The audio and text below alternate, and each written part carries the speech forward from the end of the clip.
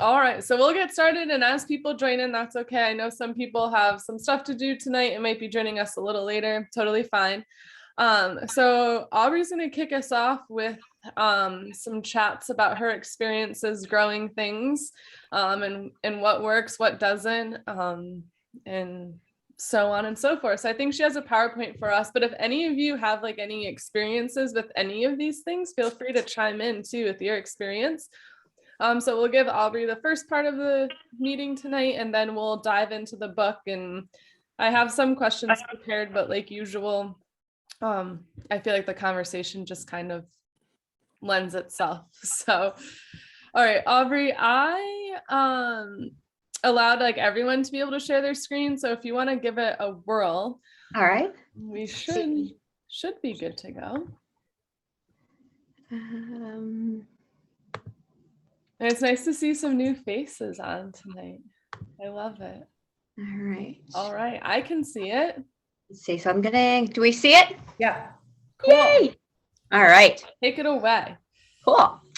So yeah. So I'm super excited to share this. So just a little bit of background, I guess, about my journey with pollinator gardens. Right. So May of 2020. I was home a lot like everybody, and I had a small garden, but it wasn't enough, right? So I was home with the kids, and I took care of the little bit of garden around my house, and I was really quickly bored. And so we made a bigger garden, one bigger garden in front of the house, and I bought some plants, bought some more plants, went to a store, bought a book, started reading, and it really just opened my eyes. And last year I put in 5 brand new native plant gardens, and was feeding the butterflies and the birds and all kinds of stuff. So I've been learning a ton. I'm actually going to plant school.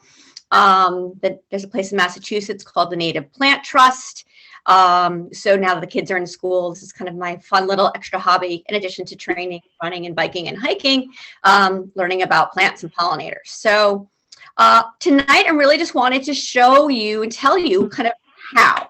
So the author, I think she did a great job of telling us why we want to be planting for the pollinators. But I feel like she didn't do the best job, and that wasn't her job. It wasn't her role. I don't think she just chose to do that specifically, but to tell us the how. So let's imagine that you're thinking of building a garden and you really want to get some milkweed into your garden. So I'm going to talk a little bit about how do we do that. So the first thing you want to do is you want to determine, where you're going to put this garden. And you want to think about the light that you have in this spot. You want to think about the soil and then the drainage. And so, with full sun is going to be about 6+ hours. I think that's kind of obvious. The piece that's a little confusing is part sun is going to be about 4 to 6 hours of sunlight. That doesn't need to be constant. You can have 2 hours in the morning, 2 hours in the afternoon, but that plant's going to need about 4 to 6 hours. Your soil, you're going to want to know whether it's sandy, whether it's silt, or whether it's clay. Up in Granby, we have a lot of sand. Most plants, most of the milkweeds will do okay. If you have clay soil, that does get a little bit harder to find a milkweed that's going to work for you. And then drainage, you want to know, is the soil dry? Does the water tend to pool in that spot? Or does it seem to be well drained? So those are a couple things you're going to want to think about for where you're going to put the milkweed, because we want to put the right plant, the right milkweed plant, in the right place. So you're going to come up with a, sketch a little plan, whether it's on the back of a napkin or, on a piece of paper, doodling, and just come up with an idea of what where you're going to put this milkweed. You also want to be thinking about the future, right? So in the beginning, it's going to take time. I think when I started gardening, I was just planting annuals, because those are the plants that grow for one season and then the frost comes and then they die. The milkweed is going to be a perennial, so it's going to come back year after year. So you want to put it in a place where you're going to want to keep it, where it's going to stay year in and year out, right? So you're thinking long term. You also want to be giving it time. So again, so there's this cute little phrase that the first year the plants are going to sleep. The second year they creep, they get a little bit bigger. And then the third year they leap. So in my garden, my COVID garden, I'm on the third year. This is going to be the third year when they come up. And I'm super excited to see what's going to happen to my plants. And then keep notes, what's going to work, what didn't work. The author talked about planting her milkweed in a spot that got too much shade and it didn't work, so she tried again. So if you have some notes, whether it's on the phone, whether in a notebook, that can be beneficial as well. Quick question, Aubrey, about Yes. this. When you're trying to figure out where to put it, is this the kind of thing where you plant it and it's kind of stay in its own space, or does milkweed kind of like take over? So actually, as you can see in my next slide, so there's two types of milkweed. So most of them, the one, and you see that second bullet point, that's going to, the butterfly weed, which is the orange one, that's going to be a clumper, and that's going to stay in one spot, and it's going to get really big. The rest of them are going to spread by rhizomes, and that means they're going to take over. So you're going to have some in one spot, and then you might have some in another spot. So that could take over. When I was reading, I couldn't figure out which ones were truly the aggressive spreaders. They're not, so again, we don't want to use the word invasive, they're going to use the word aggressive, right? So it's going to take over. So that's what you're looking at. So if you want something that's going to stay in place, be well behaved, you're going to probably want that orange butterfly weed. Does that answer your question?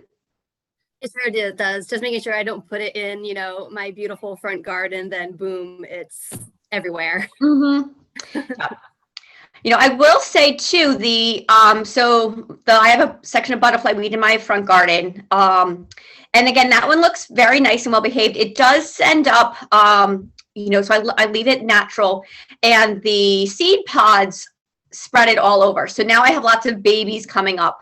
And you can decide, right? So as a gardener, you can decide whether you want to edit them out and just take them out. You don't have to have them all if you're looking for a more formal garden, if you want things in a certain spot, or you can, be a little bit more carefree and pull up those seeds as they're starting to emerge. So, good question. So milkweed, once it's in the garden, it doesn't really like to be moved. Specifically that butterfly or the butterfly weed, that's the orange one, that's going to have really deep tap roots. So think about where you're going to put that. That one, the orange one, is going to be a clumper, and it's a pretty big bushy plant. I've got pictures of just what the flowers will look like later on in the presentation, so you can kind of see that. Most of the other ones, I just talked about, are going to be spread by rhizomes. I don't have we'll get to it later. The world milkweed I read was that one was kind of an aggressive spreader. That was one of kind of the most aggressive ones. When we get to swamp milkweed, that one's a little less aggressive. So something just to keep in your mind. And I'll try to remember to mention that again. And then you're just going to kind of watch your milkweed. So watch and see what happens. So I had heard that swamp milkweed, even though the name is swamp, right? And a lot of the magazines or online, when you're ordering your plants or seeds, they're going to say it likes wet soil. And I heard a gardener speak, and she said, actually, in her experience, it's grown well in average soil. So I heard that, and I was like, well, that would be really pretty, I think, around the light post in the front of my house. So I planted it last year. It didn't flower. We'll see what happens over the next few years. Also, butterfly weed, that orange one, again, if you look in the books, it will tell you it needs full sun. I have a patch that's probably part sun. I mean, it's more on that full sun, part sun. It's going to flower a little bit later, but it's doing great. So again, some of this is, you can read the books, you see what it says, how much sunlight, how big they get, but there definitely are nuances. It is a living thing. You're going to want to plant large patches. Monarchs, I've read that they can sense areas of abundance. So if you say, okay, I'm going to help the butterfly, I'm going to help the monarchs, I'm going to plant 2 token little plants here.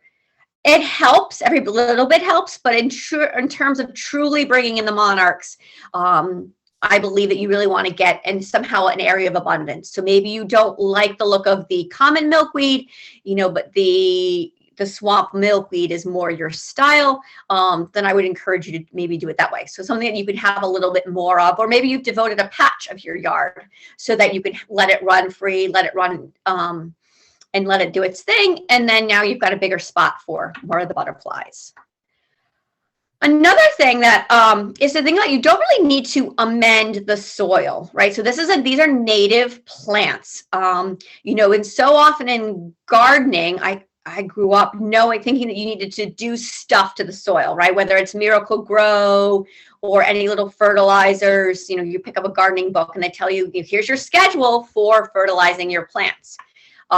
You don't need to fertilize the soil. These plants are native.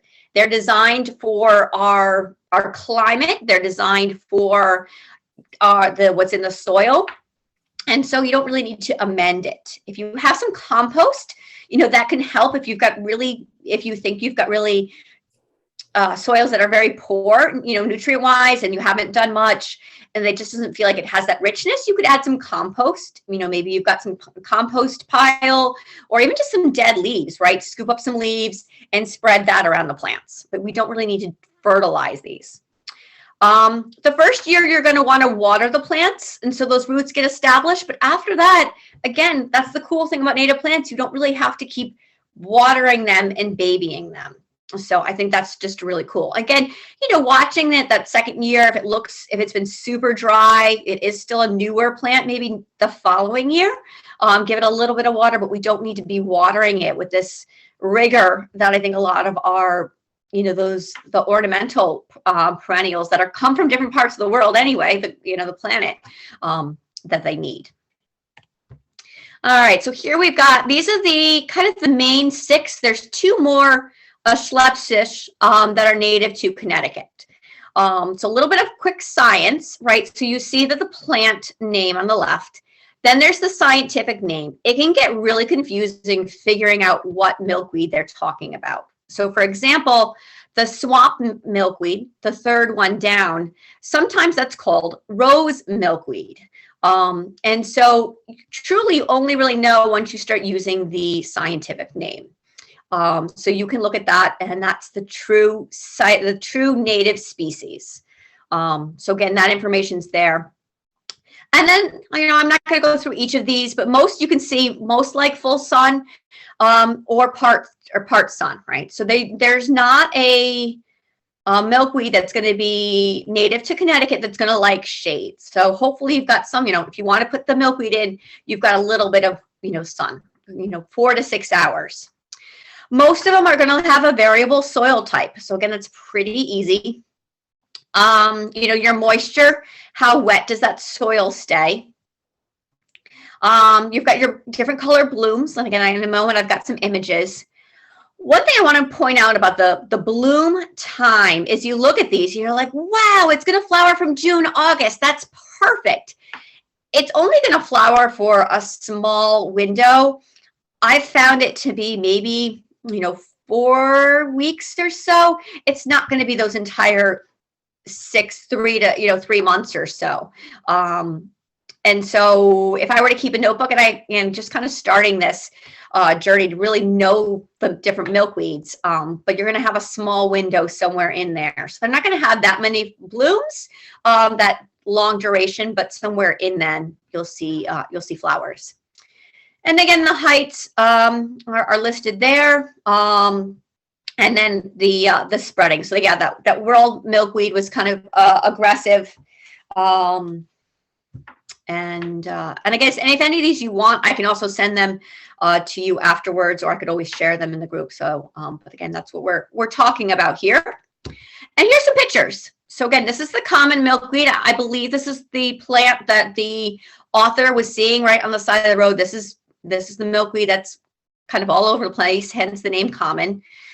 This is the one that was found in the ditches, through the plains, right? So this is the common milkweed. This is the one that I have in my garden. I personally like orange, right? So I think it's a very pretty plant. I love the long, thin leaves. And I think it's very showy. I like this style of it. It's bushy. And I think even if you have that cultivated manicured garden, I think this would fit in there. I feel it doesn't look weedy. Swamp milkweed. So this is also called rose milkweed. And again, this was the one that seemingly liked a little bit wetter area. I've got this around my light post mixed with some grasses and an aster. World milkweed. So this was the one that was a little bit more of aggressive spreader. I think the leaves are really pretty on this, right? It's not the big oblong leaf, more of a little willow-shaped leaf. I thought that was kind of pretty, a little prairie-like. Purple milkweed. Again, you've got those long, kind of distinctive milkweed leaves. Poke milkweed. And my searching today as I was preparing for this class, I couldn't really find any sellers of poke milkweed, but it does exist, obviously. All right, so those are, again, just some really quick images of what we're talking about, what I've been talking about. Now, how do we get our milkweeds? I love earth tones in Woodbury. So for me in Granby, it's about an hour drive. Maybe you wanted to go for a bike ride, right? It's down by Quasi. So if you wanted to ride your bike, right, and then go pick up some milkweed afterwards. As of this year, they've got common, swamp, world, and butterfly milkweed. Nature Works is another great spot. Again, they're native gardens. They've got just a great selection of plants. They get the whole, one of the things she talked about in the book was the neonicotinoids, the neonics. Neither of these two places will use the neonics. So you're not going to have an insecticide in the plant, right? So she talked about that a little bit. And that's a big problem, especially if you're going to buy any of your plants from big box stores. The Connecticut Conservation District is having a plant sale. So I checked, in the North Central and Connecticut River are having them. You can buy plugs, which are small little plants. So it's a kind of a long, narrow, those little 6-packs and 4-packs that you buy at the garden store. But they have a longer root system, and so that's a lot of these ways these plants are going to be sold. They're economical. There's not going to be a lot of green, right? You're going to have a very small little stumpy plant, but you'll have a longer root, which is what you want. So those are going to be plugs. So they have a plug sale for these particular plants. So personally, I mean, even though I live in Granby, I ordered a bunch of stuff from the Connecticut River because they had some other plants that I was ordering, but they've got the butterfly, which is the orange, and then the swamp phone, which was that little bit of a wetter milkweed. And then just keeping an eye out for regional plant sales. So Aspetuck, they're down by the shore. I started following them I forget what caught my interest, but they've got some plant sales. Goodwin Forest, right? They've got some hiking, and they're over, I think, along the airline, right? So you're over that way doing some riding. They've got some great, they have a plant sale. They haven't advertised when. There's a group called Wild Ones, which I belong to. They're going to have a plant sale coming up. So there's lots of little plant sales around. Keeping an eye out too. And again, if there's interest, I can always, share it in the group too if I hear of any plant sales. Online, I've used Prairie Moon Nursery and Prairie Nursery. They are based in the Midwest, but if you're looking for something and it's hard to find and you just want to order it through the mail, that can work. Just a little note about seeds. So native seeds need what's called cold stratification, and not to get too heavy and deep into this, but they're going to need that cold period. So if you think about the seed on the plant, it's going to need to overwinter on the plant, and then it's going to germinate the following year. And I'm not sure what people are doing, the sellers like on Etsy or even any of the seed companies are doing for milkweed, and whether it has in fact been cold stratified. So I'm just a little, I don't know. And, I suppose if you were actually to talk to, a seller and get that information, you would have a sense of, what they're doing for the seeds. But I'm just a little concerned if you were to get some seeds and they didn't have that cold period. So if you get somebody seeds from the fall, right, and then try to put them in the ground, they wouldn't necessarily grow. There's other stuff to do. So I would just think about that as well. I hopefully didn't confuse you too much. But Let's see if I can go in that a little bit further. But, and again, I would also encourage you too to try to get local New England seeds, right? Because there's an idea, a scientific idea out there that you want to get from your region, your eco type. These are some words that you might hear thrown around, but they're going to behave, they're going to be used to New England winters and those hot, dry summers. So if you thought this stuff was cool, you know, if you're like, hey, I really enjoyed learning about this part of nature, it's not just about the monarchs. And so just as there is that milkweed monarch relationship, there's a ton of those relationships out there in nature. And I had no idea until fall of 2020 when I actually read the book Bringing Nature Home by Doug Tallamy. I just couldn't believe the stuff I didn't know. And I'm, you know, thinking of myself as an educated gardener, and it was pretty cool. So like down in you've got the picture of the spice tail caterpillar, and that only lives on spice bush. And so if you don't have spice bush, you won't have spice bush swallowtail butterflies. So it's that very specific relationship. If you're not into reading, I highly encourage you to watch Doug Tallamy on YouTube. He's got a fascinating presentation, and he does a really good job at explaining why. And he's so hopeful and he's so optimistic, and there's just steps you can take and be like, oh, I can do this. I can help. You know, it's not just the pollinators. There's so many other things that we can be helping in our gardens. Just a couple of things, again, general pollinator garden. We want to think about planting in clumps. So I kind of alluded to that earlier. We don't want to just get our one milkweed and say, okay, I've got my milkweed. You know, I'm doing my job. You know, Sarah Dykman will be happy for me. I'm helping the pollinators. We really want to try to do multiple plants. You know, your plants are going to get eaten. That was kind of crazy to me when I started seeing my leaves getting munched on, right? So we have this idea that we have to go get some spray or some chemical or do something when our plants are getting eaten, but they're actually supposed to be eaten. So if you, again, Doug Tallamy talks about this too, and the caterpillars are going to be eaten by birds. That's the bird's food. And so they don't, all the monarchs, you know, the caterpillar monarchs don't make it to an actual butterfly. That's the cycle of life. That's what we want. So if you have multiple plants, your couple of milkweeds might get decimated, but you still have more left for other caterpillars.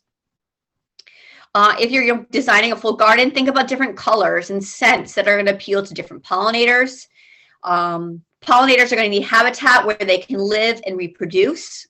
So leaving space, leaving water for them. Planting with the seasons in mind. So they're going to need food spring, summer, and fall.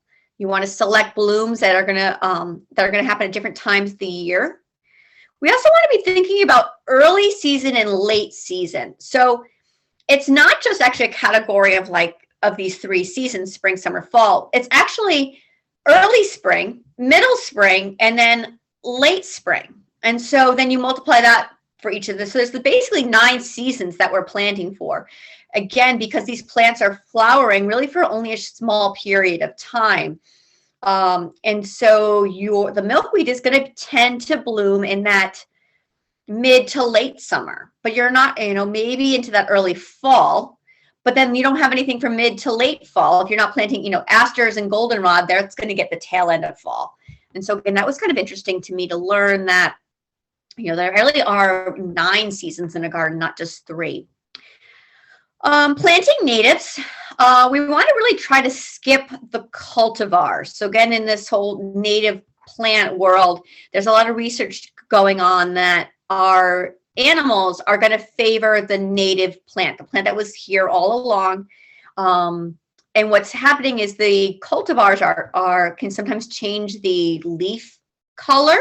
They can change the floral design, whether it's, you know, might have a different smell. So the insects aren't used to that.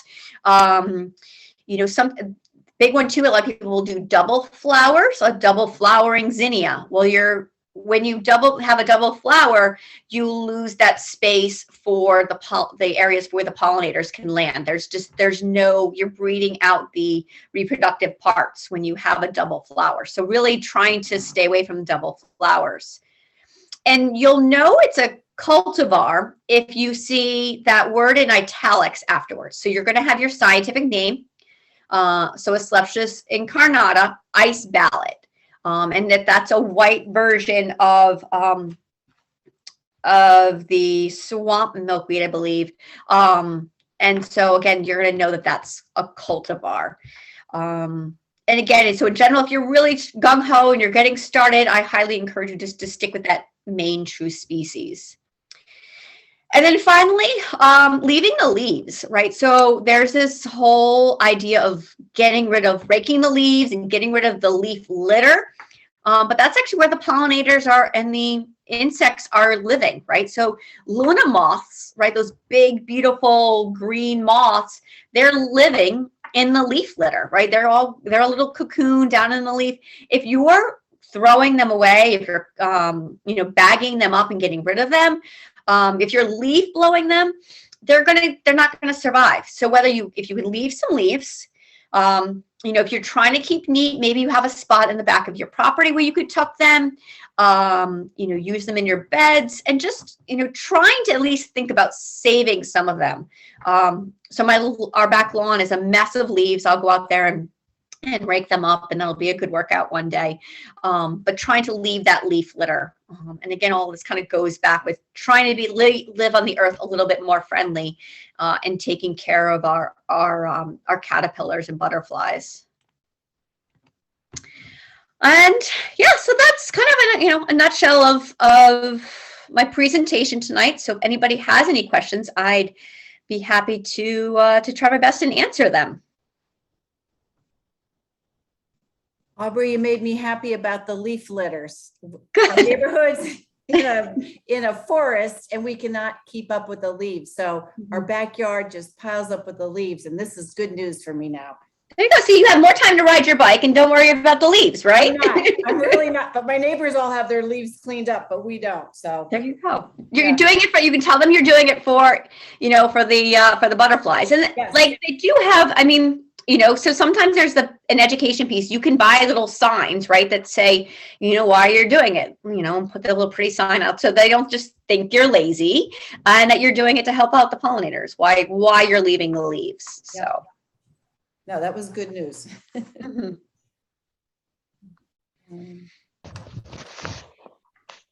Hi, did the leaf litter refer to tree leaves or more of garden leaves?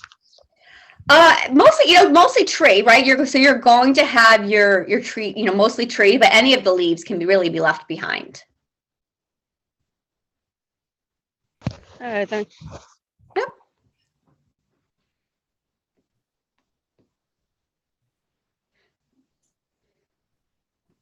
All right. Any other questions?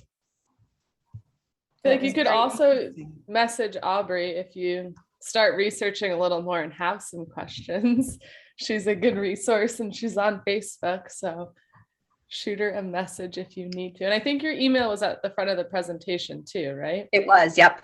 So. Yeah, I'm happy to talk about this stuff all the time, all day long. So yeah, I love, that's one of my other passions is talking about plants. So awesome. Yeah. Thanks for all the good tips. And then there was a couple of people that put some links and things in the chat. So take a look at that as well. Awesome. Some good little tidbits in there. So cool. Thank you, Aubrey. That was very interesting. You're welcome. And again, I'm recording this, so I'll post it on the YouTube channel later and put it in the event as well. So if you want to go back and listen to something or miss the beginning of it. All right, so diving into the book, exciting. So I have some questions down, but if you guys have somewhere you want to start, I'm more than happy to start there. Does anyone want to start? You want me to pick a question? Pick a question. Okay. Okay, so the first thing I kind of thought about was I thought it was interesting that she decided to do this ride for butterflies, right? Usually people do these big grand adventures for, maybe retirement or, a big change in their life, right? Like a big life-changing event, or young kids with people like my brother, right? 20 somethings just riding across the country with their friends. So did anyone find that like interesting that she was doing this like for butterflies? You know, it seemed like a different passion and something, it just surprised me. So did anyone else like feel like that? Oh, hi everyone. I'm Gladriel. I've been lurking on the Facebook group, and I hope to ride with you in person sometime and meet you in 3D. This is a book I actually picked up because I adore butterflies, and I've been planting pollinator gardens like Aubrey, studying plants, and this past season was the 4th season where I brought in a few caterpillars to raise them through their life cycle. And so I guess that didn't surprise me. What did surprise me reading the book was how much it reminded me how much I love to ride, because I've mostly been biking. And she has a specialized hard rock, and I have a specialized hard rock that is vintage. I've had this bike since like 1996. So I don't know, it was pretty exciting. And I suddenly felt like, well, if she can do it on her specialized hard rock, I can just go, ride miles and miles too. Yeah, I liked how low tech she was with everything, with like, what was it, kitty litter containers on the back of her bike, and like no special gear or like fancy jerseys. I was like, this girl's awesome. Yeah, for sure. She had like a low budget sense to it, which was really cool. We have this couple that's coming to the bike shop the past few weekends. They're doing a cross country trip. They're like not into cycling. And so like every weekend they come in and they're like buying something else that they need. And it's like, it's insane how much stuff you need. But yeah, no, I thought it was really cool how she, and it showed like, right, there's like an entry for everyone. Like you don't need all this stuff and all this money. You can do it on your older bike with whatever you have in the house, right? Well, it was even like Dabney when she talked to us in a Zoom meeting about hiking the Appalachian Trail. She didn't need that much stuff. And Sarah didn't either. And I think what part of her success was she spent months and months planning, her 10,000 miles, where she was going and lining up these schools. And I think, yes, she was winging it, what a choice of words, every day. But she had a game plan and she had the passion to educate the school children. And I think that's what, and she was just so passionate about the butterflies. That's what really, kept her going through the worst of conditions, I would say. Do you think she would have given up if she hadn't had the structure of all of those school events? Because I feel like after a while, I'd be like, yeah, I'm good. I'm going to go home. But if you have something lined up and you have people that are holding you accountable, it would definitely keep you going. Well, I think there's something else, which is that she's been doing adventuring on a really grand scale for a long time. She had already walked from Mexico to Canada. Wow. And done that a multi-month expedition on the water down the Mississippi River. Anyway, so she's been doing grand adventures since she was a teenager, and she trained as a wildlife biologist. So it doesn't really surprise me that someone who's into biking would also be very deeply into a natural history of some sort, biology of some sort. I mean, I probably ride as much for environmental reasons as for just because I like cycling. And I'm also, I mean, I'm like a normcore rider. I don't have special clothes that I put on only when I ride. And the one long ride I did, I took a bike that the guy in the bike shop said, "Oh, you don't want to take that there." So, so yeah. So I get that part of like trying to be a minimalist about your investment in stuff. And when you've done really long rides and really long hikes and really long boat trips where you're essentially backpacking, you understand that you can't take very much stuff if you want to keep rolling. Anyway. Yeah, I do think I would agree with Nancy. I mean, that was one of the things that I had picked up is that she had a whole life long of doing these adventures. So, she kind of would just sprinkle them in there. Look at when I was going down the Mississippi and that time that I did this. I'm like, okay, so she's done this before. And I also didn't really pick up on too many like, oh, what was me? This is hard. I want to quit, right? Like I've read other big journey books like, Carol Strayed Wild, right? Like there was a lot of those, oh, what was me? This is hard. And she could have had that, right? The author could have had that, but it didn't show up in this. I didn't remember, it didn't stick out to me that, oh, wow, is she going to do this? There was never that, this is hard. Can I do this kind of piece to this? Exactly. I think there's another piece, which is, I think she had a book contract. So she had in order to fulfill her contract, she had to complete her voyage. She also appears to me to be very stubborn. So she wasn't going to give up on herself. And I say stubborn in a good way.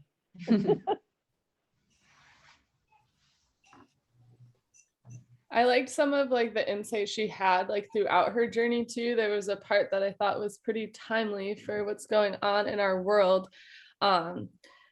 She said the monarchs were allowing her to see many parts of the world and recognize her privilege. And just she had a whole section of thinking how different this trip might have been if she was a different skin color and how people would have treated her. And it was cool because she did go to so many different parts of where we are. And just seeing how different people treated her and then having the insight to think that. And I think it's very timely for what's going on in our society today. And I appreciated that light on it because I've done a few little bike packing things and I never really thought about that, but it's true, right? You hear stories all the time of, a white female being able to go up to someone's house and you're not really intimidating. So yeah, I thought she was very brave, being on her own, even some of her cycling roads that she was on, like crossing a bridge and there was no shoulder and a semi truck was behind her and she kept going.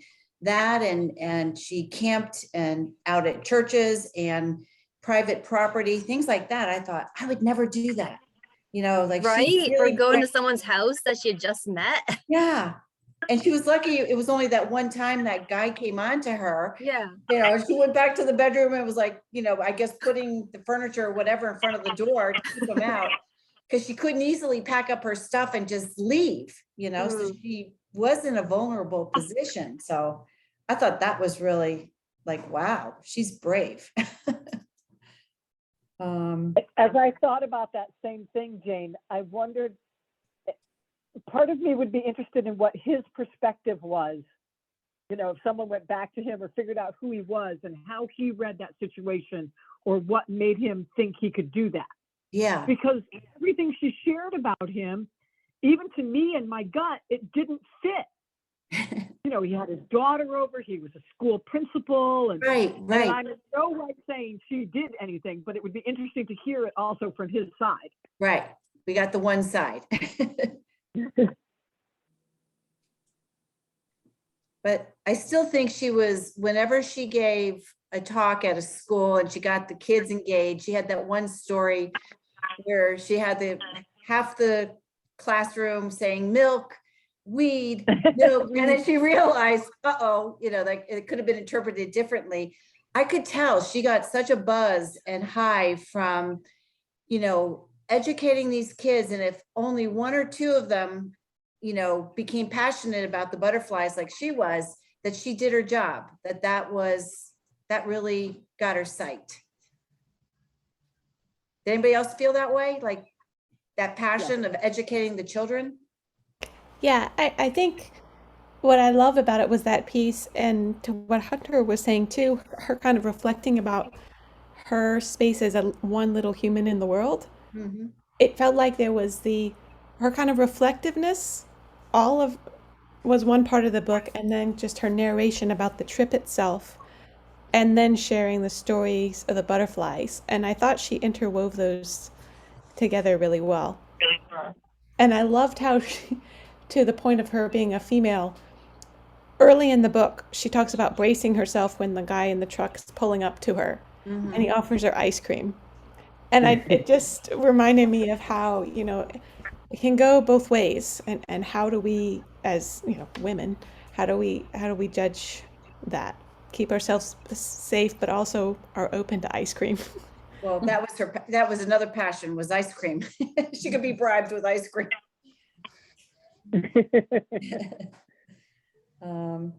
What else?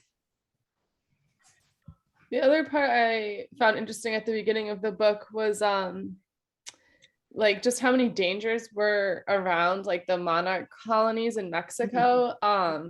Like the political tension between like the butterfly, like conservationist folks, and then the people wanting to like destroy the forest, and how protected those colonies were. Like I had no idea that it was like you had to pay an admission and go walk in and have a tour guide and be quiet, and you couldn't go at night. Like there was all these rules. I had no idea that they went to the same spot. And then I just thought it was interesting, like how these little butterflies have turned into so much.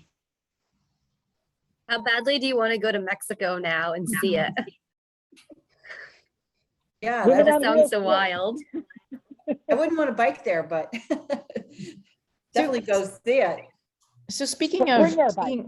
speaking of seeing things, hi, I'm Anna. I also lurk on the Facebook page, but I'm like in witness protection on Facebook, and I don't use my real name.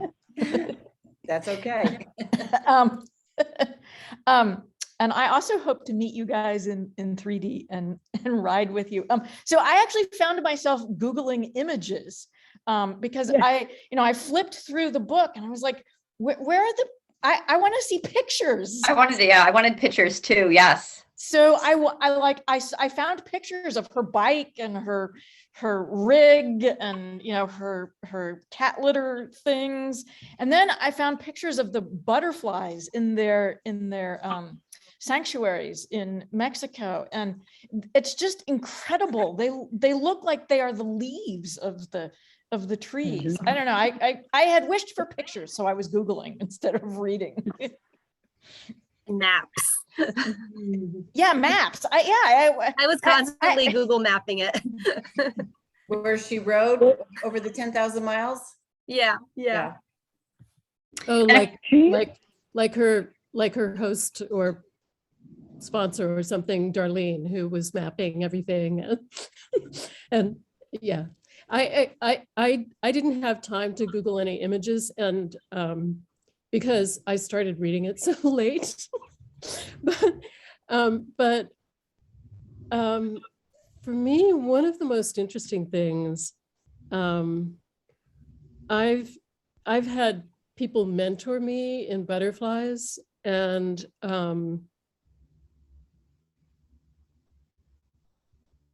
I was really impressed how much I learned about the monarch migration that I hadn't already known or hadn't remembered, and how little she dwelled on the difficulties of the road or of taking care of her bike.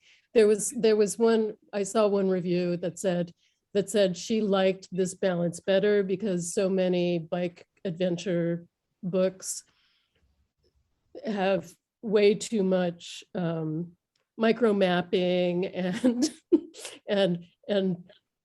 bike flat trouble, bike repair trouble, and that sort of stuff. So I think she was quite restrained, given the rigors of the trip. She was quite restrained, as someone else said, in complaint. I will say, two things. I agreed to do the garden talk before I'd actually read the book. And so in my head, I'm thinking of kind of like to Nancy's point, like the science that I was going to, like, how deep into the science do I go? And then she did a great job. I mean, she did a good job with the science. So I didn't feel like I had to tell you the science of the neonics and the different types of plants and the eggs and all of that. So that was really cool that she did a good job with that. And then also too, I did have to, some pictures would have been great, so many books now have pictures. So of her and her, maybe with the school and her signs on the bike would have been really cool to see. And then, the map. And did anybody notice how she I think she had a sentence about Connecticut, right? She's like, and I rode through Connecticut. Did anybody else? I'm like, that's it? I was disappointed in that. Yeah. A little, no real shout out. Just went through it. Yeah. Do you know the truth is, compared to a lot of other places, Connecticut is not a super bike friendly place. Sorry. Sad but true. Funny enough, I live in North Carolina now, and I would welcome the roads of Connecticut any day than the roads down here. There are no shoulders, no shoulders. And I liken it to maybe the fact that they don't have snow really, but I miss the Connecticut roads. However, everybody rides 2 abreast here, and they ride in groups of 30. So if you're coming up on a cyclist, most of the time, you're coming up on a cyclist. So that's at least a positive. We do get a little spoiled here if you live in the country. So everyone always wants to do rides from the bike shop. And I'm like, yeah, no, I'm going to stick to Hebron. Thanks. I don't see a single car on a Sunday morning. But Hunter, anyone did you else any have other something? question? I Oh, thought go we had ahead. more I was gonna say, if questions. anyone else has something they wanted to discuss, jump in. I really appreciate Aubrey doing her talk, because I think I got frustrated during the book.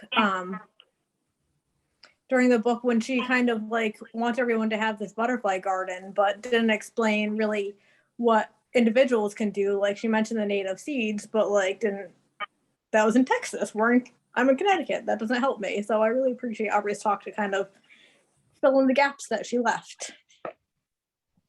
Yeah, for sure. I think this book had so many details. It could have been thousands of pages, right? And it's I wanted to hear a little more about some of the cycling stories, right? And you were okay, how do I create this garden that she's asking me to do? So I feel it did leave you wanting a little more, but at the same token, she had a lot she had to summarize. So I give her credit for doing that too. I mean, she was on the road for so many days.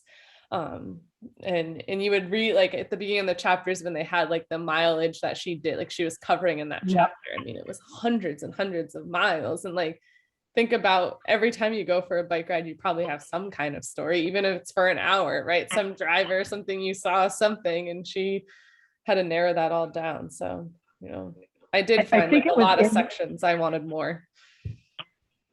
I think it was in the acknowledgments that she said when she did her first draft of it, she had to reduce it by 2/3 or something. She said it was just too bulky and too wordy. And then she did a couple more drafts as she had people read it. So, but there is so much in the back as far as the footnotes and the bibliography, and so there's so much information there. I might actually take pictures or photocopy those pages so that it's other things that I can go back and look at some of where she got her information. But Hunter, I agree with you. I think that, so with all of our book clubs that we've done, I have wrangled my husband into doing them with me.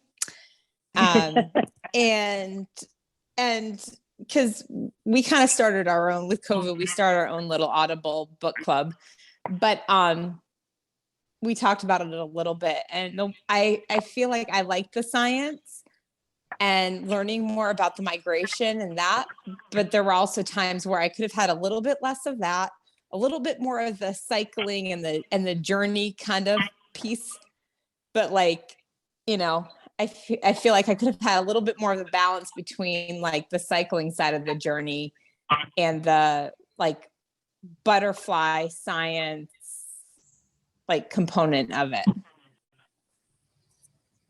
same time, I know I've read a lot of long distance biking stories, and those are like all heavy on the cycling. So this was almost refreshing in a way that there was less of that. But I agree with you guys too. Like I was waiting for some of those funny stories that they just weren't there. Yeah, like I really like the stories of like the people you meet, right? And she had some of those, but I think like Kim was saying in the footnotes, it did say too, like she even had to shorten some of those stories, but it's like you meet the coolest people on these trips. And she did meet some of like those butterfly people that were really well known in that world. So like there was some of that, but it was like, give me more. And even some like she had like the one like negative story, not that I want all negative stories, but times where she did feel like, you know, more vulnerable, or she would touch on it. Like I think there was one night she was sleeping on like a farm and the truck came down and she was like, let me hide behind this bush and hope this guy doesn't see me. And so like those kind of things where you're like pushing the edge. And she did sprinkle it in like that one church night, you know, she's like, I don't know if I should be here or not. But you know, I think some of those kind of like stories because it's obviously not all easy peasy and there's nights that are tougher than others, but yeah, she definitely had to like skim through some of it, I feel like, to keep the book moving along. It would be interesting to see her original manuscript and see where the balance went. I got a sense it was less about cycling and more about her passion for the butterflies. And she was very emotional when she saw dead butterflies or anything that was negative, you know, to the colony of the butterflies. So I kind of got into her head, like where she was coming from, trying to relate to the passion and educating when she was going to the schools. And for me, it was kind of full circle relating to the butterflies. I remembered like from first grade, our first grade teacher had us all have a jar with the caterpillar and the leaves. It turned into the chrysalis. And once our caterpillar, whatever, chrysalis turned into the butterfly, we released them. I mean, that was 58 years ago. And I had this aha, like, oh my gosh, I had a teacher that was promoting the monarch butterflies way back when. And since then, like I look around my house, I have a thing for butterflies in my decor in my house. I pulled something out of one of my plants. It's a butterfly on a stick, but I got butterfly towels. So I feel like a teacher gave me the passion, and I've come full circle since reading this book. And now with Aubrey giving me information on how to plant and get the seeds to plant the milkweed, it's something I really want to do. Like I really feel like, I don't know. I just related to the butterfly side of the story, even though I'm a cyclist like the rest of you. A point going off of what you said, Jane, about like her getting emotional with like the dead butterflies. Yeah. I thought it was interesting how many times they brought up her like taking care of like the animals in the road, whatever it was. And if it was like alive, she was scurrying it off. If it was dead, she felt like she was doing it a service by like taking it off the road. Yeah. And they mentioned that quite a few times. And it sounds like there were days she spent a lot of time doing that, which was interesting too. Because a lot of times you feel like, especially she had all these speaking engagements, it's like, you got to get to the next spot. Right, right. Here she was stopping and like moving butterflies and turtles and whatever else she found. Has anybody in this group ever done that? Have you ever stopped for wildlife? A turtle. Oh, you're yeah. right. Turtle in the middle of the road. Yeah, turtle. I've stopped for butterflies and turtles. Yeah. Stop for dogs and cats, but not wildlife. That too. The other day I was leaving my house and this dog ran across the street, and I was like in the middle of my neighborhood, parked my car and got out, and I was like, come here, dog. It ran away. I was like, I hope you're going home. I don't know, I had a collar on, so I was like, I guess that's good, but it just bolted. So Jane was talking about a first grade science project, and in reading this book, so I grew up in Texas. I was a kid in Texas, and there are a lot more monarchs in Texas than there are in Connecticut. Makes sense. Or I have only lived here for a year and a half, but or in Michigan, and so I grew up sort of hearing about the monarchs come through Texas and they winter in Mexico and they come back and you see them. They're just many, many more. So it was kind of neat for me to read about her riding through Texas and imagine, oh yes, I know what the hill country looks like. And, you know, what she calls lupins, we would call bluebonnets, but, you know, so it was neat to remember, you know, like where I lived when I was a child and seeing those things in my head. Again, more pictures. There AKA used to be Anna. way more in Connecticut. Since Megan? we've had our pollinator gardens, since I've been bringing in a few, they've increased steadily. And I saw a huge difference last year after we'd always had butterfly weed and we'd always planted them next to lavender bergamot, which is, you know, the monarchs really love the adult butterflies. And I always found caterpillars on the butterfly weed. But last year or 2 years ago, we planted a common milkweed patch and we had twice as many butterflies, and which is great because I'm working, because of the parasite that she talks about, OE, working to not bring them in because I know that home raising them can increase that. So we're working on building up our pollinator beds, and we saw caterpillars well into September, when just with the butterfly weed, I would only usually see them beginning of September, but we saw them on the common milkweed later and the butterfly milkweed earlier. So when Aubrey was talking about the different kinds, it's interesting to think about how the different kinds of milkweed support them in different parts of the season.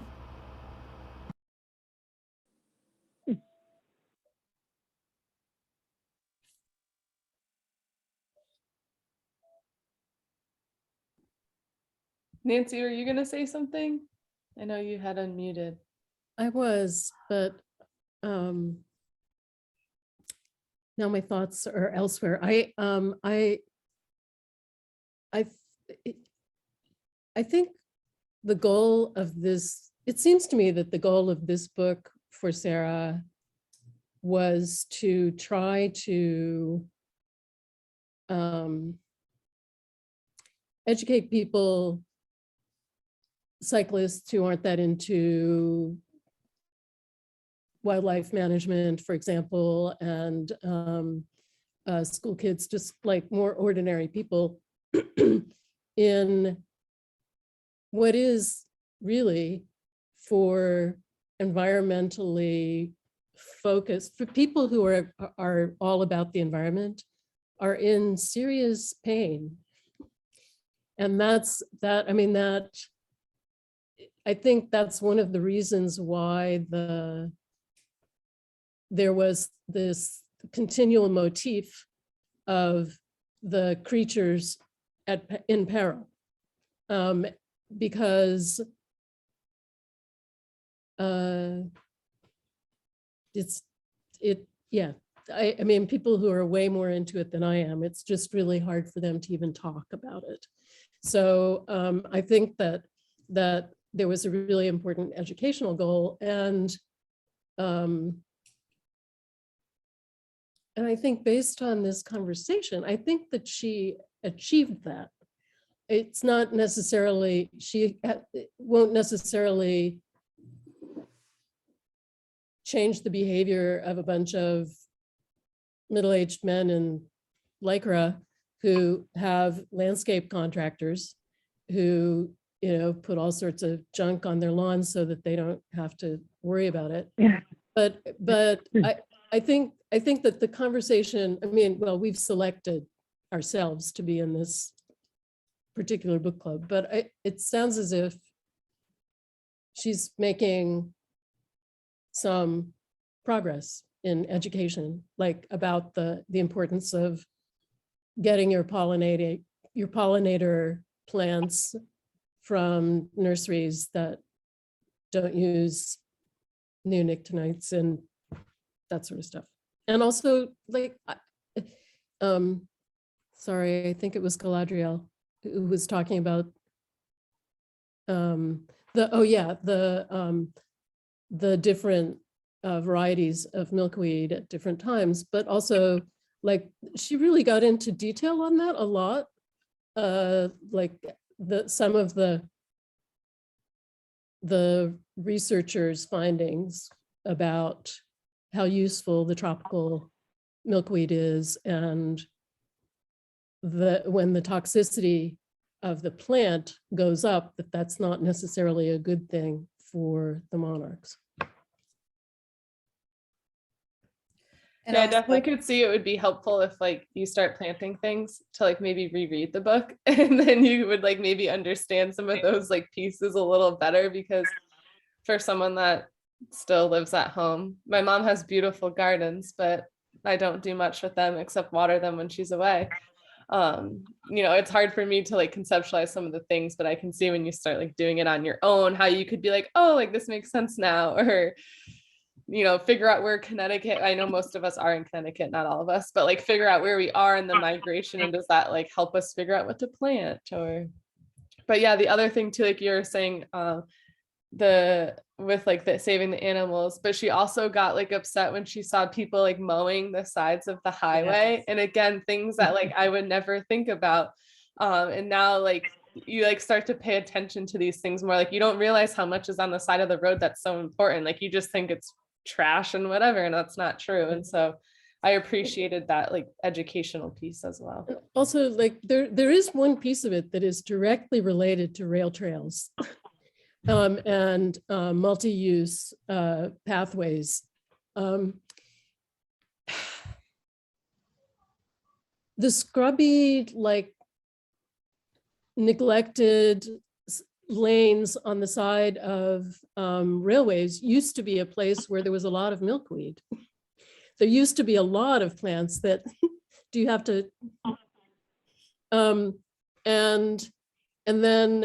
and then it was completely neglected when a lot of those rails went out of use. And then as they've been transformed into multi-use recreational trails, they've become a lot more manicured along the edge. The trail that I used to use a lot when I lived in Granby, and I used it more for skating than cycling, but it was, they started using these giant mangles because one of the nearby towns had bought one, and they just started whacking down everything.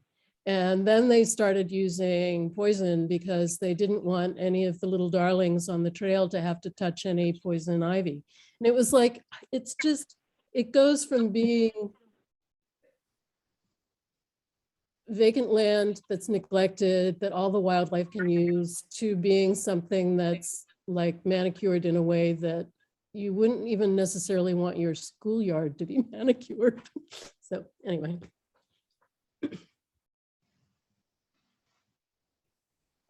Yeah, I think those are all good pieces. I mean, we had Kim Bradley talk to us too about the trails, and it's such a fine line of like, you know, them being like safer and like having so many people out on them, but then like it messing up like the ecosystem and all these things. And it's such this like fine line. I feel like people are trying to balance of, you know, having all these people out and about, but like also protecting our forests and our lands and all the things that live there. And you know, it's a lot more complicated than it seems on the outside of all of this.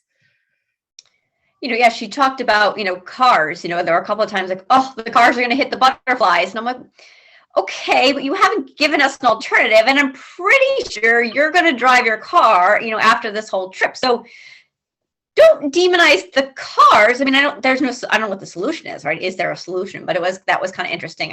That one I was like, okay, get off your high horse. I get it, right? They're going to come zooming through here. Is there something we can do better? But it does happen, right? So that was. I'm like, what's the alternative, right? But thank you for raising the awareness, right?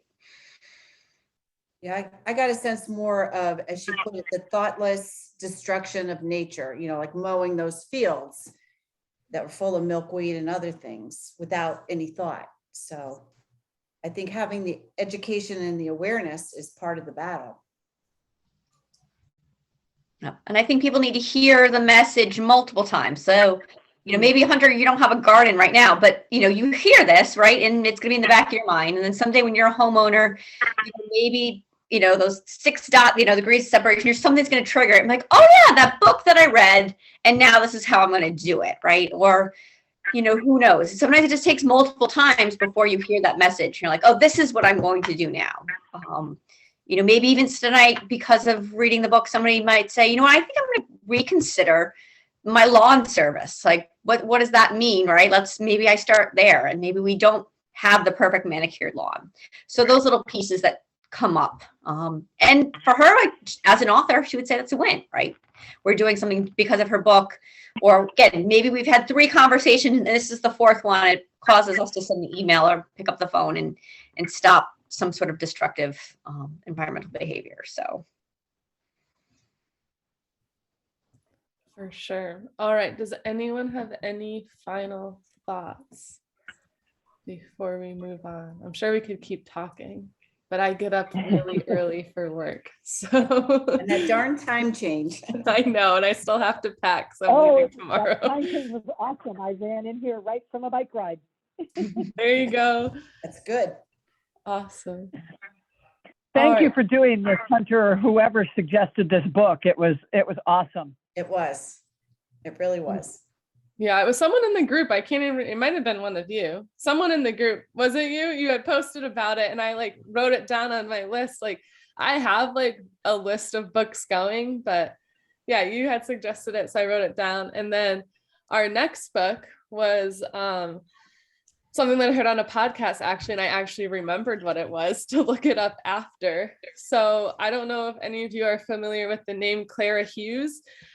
She is an Olympic medalist in speed skating and cycling, and she really struggled growing up, drinking, doing drugs, had a really rough home life, and then switched her life around to be an Olympic medalist in 2 seasons. So the book is called Open Heart, Open Mind. I'll post about it on the page too. But yeah, I was listening to Paula Finley and Eric Lagerstrom's podcast, that Triathlon Life podcast. If you do triathlons, you may know them. But Paula lives in Canada, or is from Canada, and so is Clara. And she said she was like really inspirational and she loved her book. And then when I read what it was about, and I was like, that's going to be our next book. So, yeah. So, but if you guys have any suggestions for the book after that, let me know, because I have options. But if you guys have something you're into, let me know. I'm down to read whatever. So yeah, I'll post about this. We'll meet again sometime in June. I'll obviously set a date in a bit. But thank you guys all for coming. This was a great turnout, and thank you, Aubrey. And I think it sounds like, you know, we can definitely continue this conversation. So if anything comes up, you know, feel free to just post on our page, like, hey, for those of you that read Bicycling with Butterflies, post your blurb, and then, you know, we can continue that conversation from there. And if we want to do another talk, I know a couple of people said they would be willing to speak on this some more. So if we want to do another talk about like raising the caterpillars, I know, how do you say your name again? Gadriel. Gadriel. Okay, so I know you Rhymes said with Gabrielle. Okay, there we go. Yeah, you said you would talk about like raising the caterpillars and stuff, and that might be something we can do, you know, in a couple months. So yeah, so those are my closing thoughts. We don't have anything left for this month, but April, we've got some things booked, so check out the events page for that. And like always, you know, continue to send suggestions, or if you want to talk about something, let me know, because we're open to a lot of things. Anything else before we close out? Thank you, Hunter and Aubrey and everybody that participated. This was a good one. Real good. It was one. good seeing some old faces. Everyone. Good seeing some new faces too. And hopefully we're going to try to do our first road ride in April. And then we've got some more exciting stuff coming. I've got a fun announcement tomorrow, and then I'm going to continue to work on getting more rides out there. So stay tuned for some more in-person rides, not on Zoom. Awesome. Looking forward to it. Take care. All right. Good night, Have guys. a good night, everyone. Bye. Adios. Good night.